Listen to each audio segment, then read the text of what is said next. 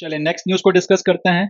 तो समाचार ये है कि India will hold an exposition of some of the relics of lord Buddha in its possession in Thailand.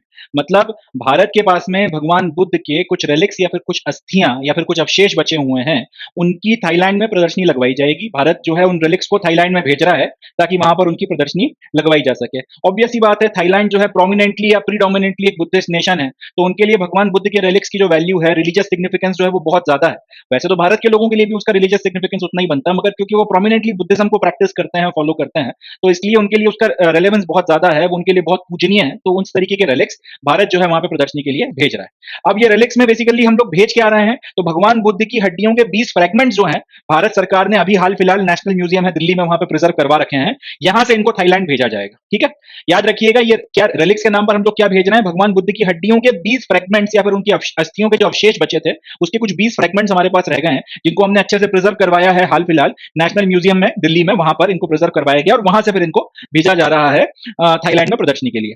इसके पहले इनको कहां पे रखा गया था, इसके पहले इनको सांची में अच्छे से जो है प्रिजर्व कर रखा गया था। और ये रिलिक्स वगैरह जब वहां पर जाएंगे थाईलैंड में, जब इनको इनकी प्रदर्शनी के लिए इनको भेजा जाएगा, तो सिर्फ अकेले भगवान बुद्ध के रिलिक्स को ही वहां पे नहीं भेजा जा रहा है, भगवान बुद्ध के साथ में उनके जो 2 शिष्य हुआ करते थे, 2 डिसाइपल्स थे, उनकी भी जो अस्थियां हैं थाईलैंड में भेजी जा रही हैं। ठीक है जी।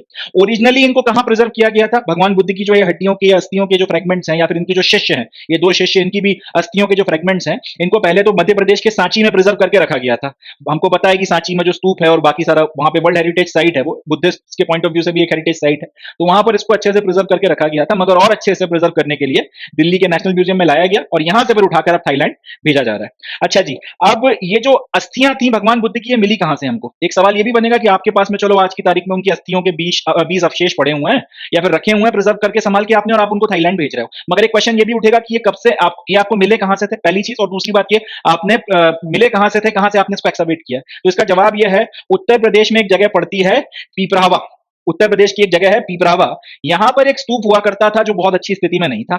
उस स्तूप का जब एक्सकवेशन किया गया था, तब वहां से ये अस्थियां निकल कर आई, और बाकी आपके पास में जो एविडेंस और मटेरियल था और बाकी जो अंडरस्टैंडिंग थी कि इतने सारे स्तूप बनवाए गए थे, इन सारे स्तूपों में भगवान बुद्ध की अस्थियां और बाकी सारे रिलिक्स को रखा गया था। तो जब इस स्तूप का एक्सकवेशन करवाया गया, जो बहुत अच्छी स्थिति में नहीं था, इसका जब एक्सकवेशन जब भी हुआ था, उसमें ये अस्थियां अपने को मिली थी, तो वहां से पता चला कि भगवान बुद्ध की अस्थियां हैं। तो इनको वहां से एक्सकवेट करके यूपी के पीपरावा नाम की जो जगह है, यहां से इनको एक्सकवेट किया गया था। बाद में इनको सांची में प्रिजर्व करके रखा गया, फिर इनको अभी नेशनल म्यूजियम में दिल्ली में अच्छे से प्रिजर्व किया गया है ताकि इनको बचा के रखा जा सके, और अब थाईलैंड में जो है भेजा जा रहा है। अब ये इतनी न्यूज मैंने आप लोगों से इसलिए शेयर करी है ताकि अगर एक क्वेश्चन बनता है कि भाई भगवान बुद्ध वो कौन सा आपका बुद्धिस्ट साइट है जहां से भगवान बुद्ध के अवशेष जो है या अस्थियां आपने रिट्रीव करी हैं, आपने उनको एक्सकवेट करके निकाला था, तो अपने को याद रहे उत्तर प्रदेश का पीपरावा नाम का जो ये जगह है, यहाँ पे एक बुद्धिस्ट स्तूप था जो अच्छी स्थिति में नहीं था, वक्त के साथ में खत्म हुआ गया जो भी था, वहां पे एक्सकवेशन किए गए और उसके बाद फिर वहां से ये आपको हड्डियां जो है मिली हैं। तो इस पूरी खबर को शेयर करने के पीछे का लॉजिक ये है ताकि मैं आप लोगों के साथ में ये इंफॉर्मेशन शेयर कर सकूं। एंशिएंट हिस्ट्री में आपने एंशिएंट हिस्ट्री में अपने लिए एक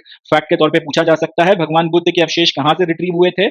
यूपी के पीपरवा नाम की जगह से जो है इनको पीपरवा नाम की जगह से इनको एक्सकवेट किया गया था। तो अब हमने यहाँ पर देखा कि भारत सरकार भगवान बुद्ध के जो अवशेष हैं उनकी प्रदर्शनी लगवा रही है थाईलैंड में। थाईलैंड एक प्रोमिनेंटली बुद्धिस्ट देश है, इस तरीके की प्रदर्शनी श्रीलंका में भी लगवाई जा सकती है, भूटान में भी लगवाई जा सकती है, इसके अलावा म्यांमार में भी लगवाई जा सकती है। इनफैक्ट चाइना में भी काफी बड़ी मात्रा में बुद्धिस्ट हैं, तो अगर चाइनीज गवर्नमेंट अलाउ करे तो वहां लगवाई जा सकती है, जापान में लगवाई जा सकती है।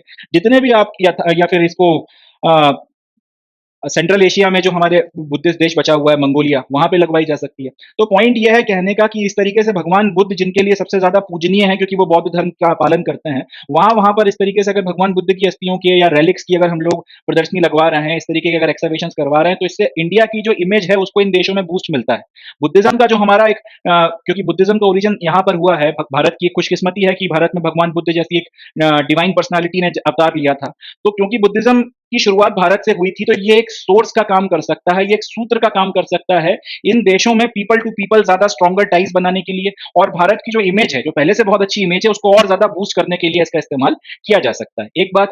दूसरी बात यह कि बुद्धिज्म को के नाम पर अब बुद्धिज्म के नाम पर अगर ये पूरा का पूरा आप कह सकते हैं कि अगर ये बॉन्ड बहुत ज्यादा मजबूत होता है, तो उसके चलते टूरिज्म जो है वो बढ़ेगा, और हम लोग एक डेडिकेटेड बुद्धिस्ट टूरिस्ट जो बुद्धिस्ट सेक्टर पे काम कर रहे हैं, एक बुद्धिस्ट पूरा कॉरिडोर जो बनाया जा रहा है, भगवान बुद्ध ने कहाँ जन्म लिया, कहाँ पे फिर वो बोध गया में बैठ के उन्होंने अपना पूरा ध्यान लगाया। पहला सरमन जो सारनाथ में दिया था वो हो गया, महापरिनिर्वाण जहाँ पर हुआ था, जहाँ पर और आपकी अलग-अलग जो उन्होंने अलग-अलग जगहों पर जब वो गए थे अपनी ज़िंदगी में, तो इन सारी जगहों का जो एक पूरा बुद्धिस्ट सर्किट डेवलप किया गया है, उसमें इन देशों से बड़ी मात्रा में हम कह सकते हैं कि टूरिस्ट वगैरह जो है फिर हम अट्रैक्ट कर सकते हैं। अभी बुद्धिस्ट टूरिस्ट जितनी मात्रा में पिलग्रिमेज के लिए इंडिया में आते हैं, वो उसको और बढ़ाया जा सकता है। और उन सारी चीज़ों में इस तरीके की प्रदर्शनी जो है वो कहीं न कहीं एक योगदान करती है। अब ये एग्ज़ाम्पल आप कोट कर सकते हैं भारत की सॉफ्ट पावर के एग्ज़ाम्पल के तौर पर। इम्पोर्टेंट है, इसको याद रखिएगा अगर मेंस में कहीं पर कल्चर के पॉइंट ऑफ व्यू से, भारत के इन्फ्लुएंस को बढ़ाने के पॉइंट ऑफ व्यू से अगर क्वेश्चन आता है, तो इसको हम लोग कोट कर सकते हैं इस एग्ज़ाम्पल को भारत की सॉफ्ट पावर इंक्रीज़ करने के पॉइंट ऑफ व्यू से। इस तरीके की चीज़ें, ये कल्चरल जो पॉइंट ऑफ व्यू है, ये जो कल्चर के पॉइंट से हम लोग उनके साथ में कनेक्शन जोड़ रहे हैं या फिर उनके साथ में हम बता रहे हैं कि हमारे रिलेशनशिप कितने पीछे जाते हैं। ये जो एक पॉइंट है यहाँ से ना सिर्फ आपका टूरिज्म बढ़ता है, मगर साथ ही साथ आपका जो देश है उसकी इमेज बूस्ट होती है। ये टूरिज्म बढ़ता है, इमेज बूस्ट होती है और ये सारी चीजें कहीं ना कहीं आपके लिए इकोनॉमिक बेनिफिट तो लेकर आएगी आएगी। इकोनॉमिक के साथ साथ ये कल्चरल डोमिनेशन भी लेकर आती है। भारत ने अपनी तरफ से बिना किसी आप कह सकते हैं कि शस्त्र का प्रयोग किए बिना शास्त्र की मदद से अपनी फिलॉसफी की मदद से जो है अपने कल्चर को उन लोगों तक पहुंचाया है और वो फिर हमको देखने को मिलता है। तो इकोनॉमिक और कल्चरल डोमिनेशन देखने को मिलता है। टूरिज्म और इमेज तो हमारी बिल्डअप होगी, बट साथ ही साथ इसके चलते इन देशों में हमारे जो प्रोडक्ट्स हैं उनका एक्सपोर्ट भी जो है वो बढ़ेगा। तो इकोनॉमिक पॉइंट ऑफ व्यू से भी जो है हमारी मदद करता है और 5 ट्रिलियन की जो इकोनॉमी है उसको बनाने की तरफ में लेकर जा सकता है। उसमें ये भी जो है अपना एक योगदान निभा सकता है। तो इस तरीके से इस एग्जाम्पल को आप कोट कर सकते हैं इन सारे फैक्टर्स के साथ में। और आपने इसको लिखा तो मानकर चलिए एग्जामिनर के चेहरे पर आ जाएगी एक प्यारी सी मुस्कुराहट और उस मिलियन डॉलर स्माइल के साथ में वो आपको 2-3 नंबर एक्स्ट्रा देगा।